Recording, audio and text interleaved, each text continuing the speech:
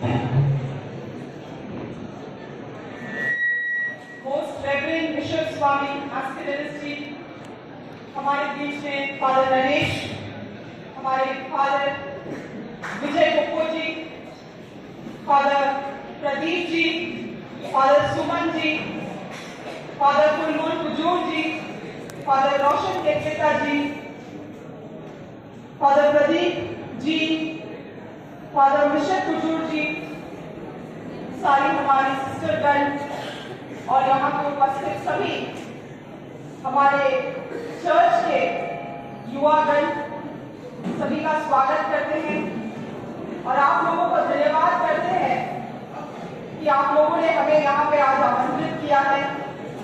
खास करके हम अपने माननीय विधानसभा क्षेत्र को आज छोड़ के रांची से लगभग 3 घंटे का रास्ता तय करके आप लोगों के बीच में आए हैं। ऐसा कोई भारी काम तो नहीं किए हैं और अच्छा लग रहा है कि आज अपने विधानसभा से एक मौका मिला है, थोड़ा मिनी ब्रेक हो गया है हमारा आप लोगों के बीच में आके यहाँ पे, और इस आमंत्रण के लिए आपको तहे दिल से हम धन्यवाद करते हैं। और आज जब हम यहाँ पे आ रहे थे, रास्ते में जब कुछ समय मिला सोचने के लिए, यही सोच रही थी कि समय कितना जल्दी बीत जाता है। इस साल भी कब शुरू हुआ और कब अंत में आ गया पता ही नहीं चला। आज दिसंबर का 11 तारीख हो रहा है।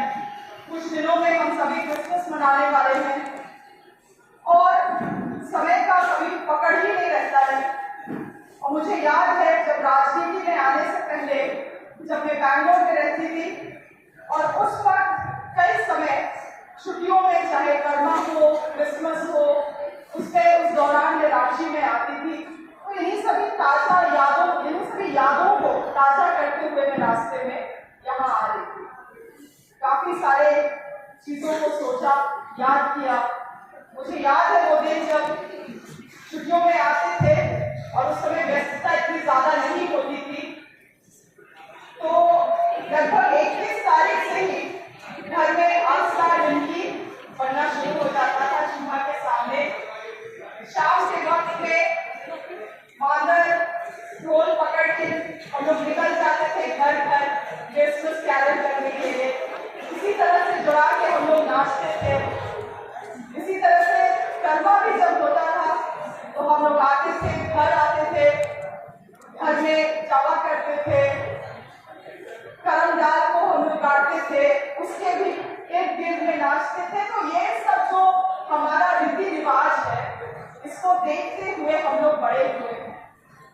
और 11 राज्य है जो कि 5वीं अनुसूची में आता है, उनमें से झारखंड भी एक है। इसीलिए हम अपने राज्य की तुलना बाकी अन्य राज्यों से नहीं कर सकते। 5वीं अनुसूची में हमारा राज्य आता है क्योंकि इस राज्य में ज्यादा से ज्यादा अधिकतर लोग जनजाति समुदाय के, और उनके हक और अधिकार को बचाने के लिए उन्हें 5वीं अनुसूची में डाला गया है। इन सभी चीजों का ज्ञान हम आदिवासियों को होना जरूरी है, क्योंकि अगर आने वाले समय में या तो अभी भी अगर हमारे कलस्या को, हमारे समाज को सबसे बड़ी चुनौती है तो इसी एथनिसिटी और इसी स्थान को मिटाने के लिए।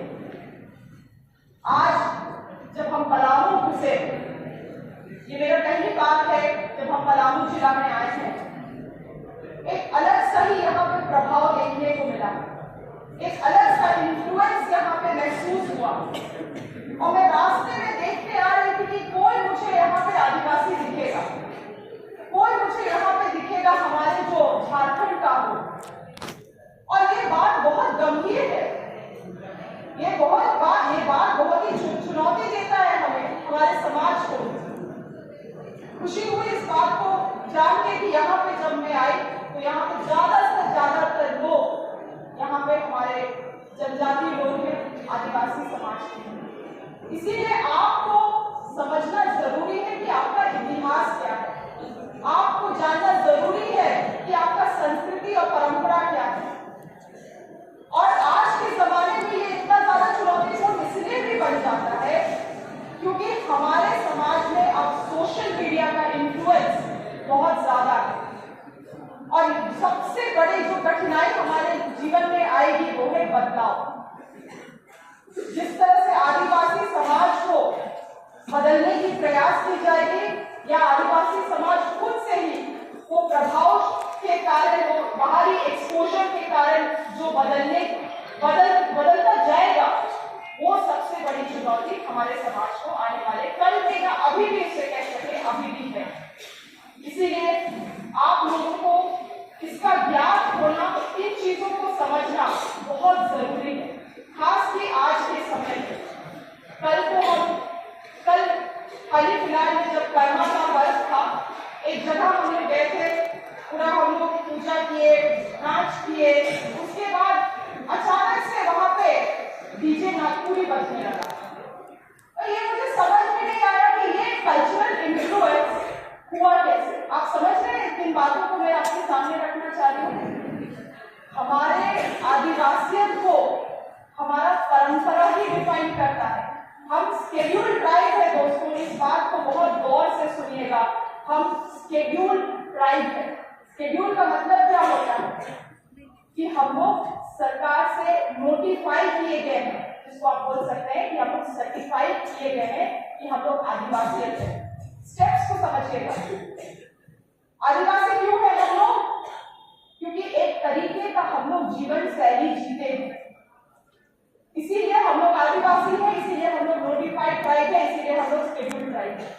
अगर उस परंपरा को हम लोग ट्वीक करने का कोशिश करेंगे, बदलने का प्रयास करेंगे, फ्यूजन डालने का कोशिश करेंगे, तो क्या हम लोग नोटिफाइड कहला पाएंगे आने वाले समय में? जानकारी रखना और जानकारी को एनालिसिस करना आज हमारे यूथ को इस चीज की जरूरत है।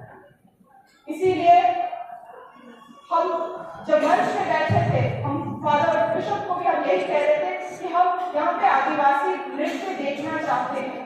हम अपने बच्चों को अपने परंपरा से, अपने कल्चर से जुड़ते देखना चाहते हैं। और मेरा दिल इतना खुश हुआ जब, ऐसा नहीं था कि बाकियों का परफॉर्मेंस अच्छा नहीं था, सभी का परफॉर्मेंस बहुत अच्छा था, मगर सही में दिल खुश हुआ जब हमारे आखिरी में, जस्ट इसके पहले हमारे जो भाई बहन आके यहाँ पे नाच के गए, उसको देख के सही में दिल खुश हुआ। क्योंकि हमारे आदिवासियत को परिभाषित करता है हमारा परंपरा, इसीलिए हमें जरूरी है कि इस धरोहर से हम जुड़े रहें।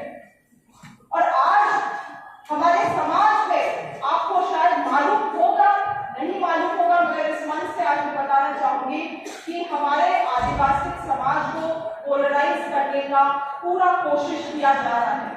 हमें, हमारे बीच में लोग घुस के, कुछ हमारे ही लोग होंगे, कुछ बाहरी लोग होंगे, जो इस समाज को तोड़ने का काम कर रहा है, ताकि हम एक दूसरे में ही बंदूक चलाते रहें, गोलियां खत्म कर दें और फिर पीछे से अपना एक काम लगा के, काम निकाल के निकल जाए।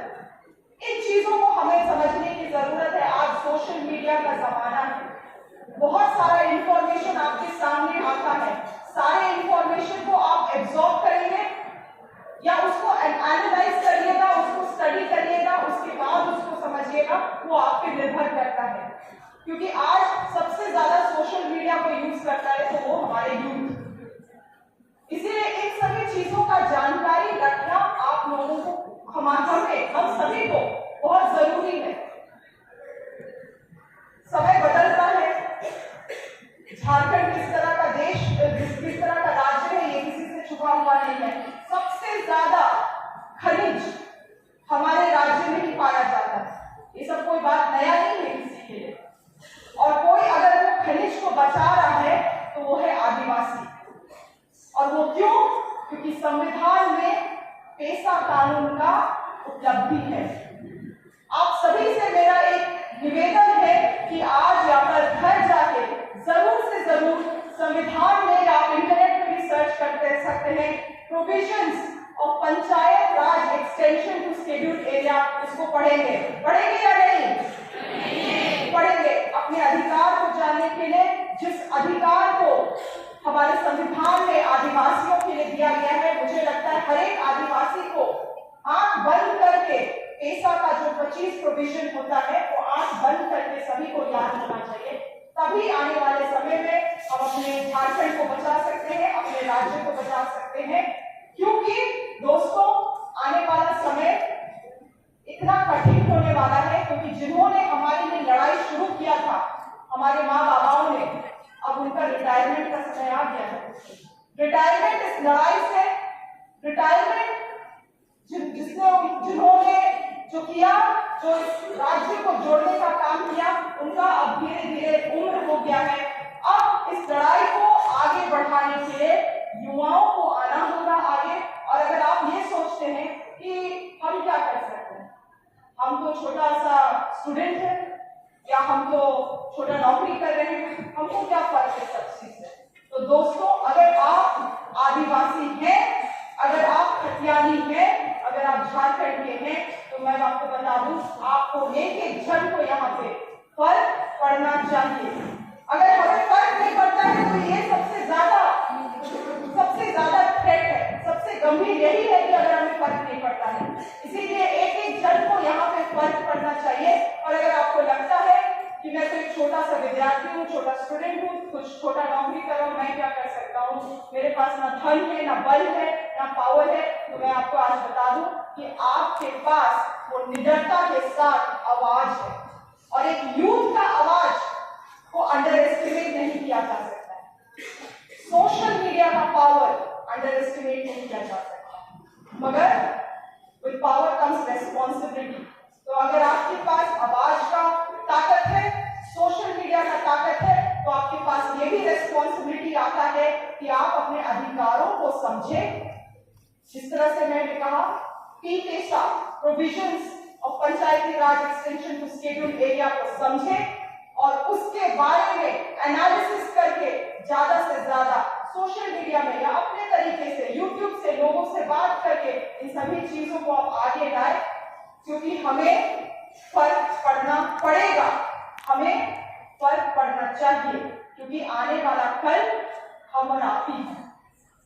तो इसी बात को करते हुए आपके समय के लिए बहुत बहुत धन्यवाद।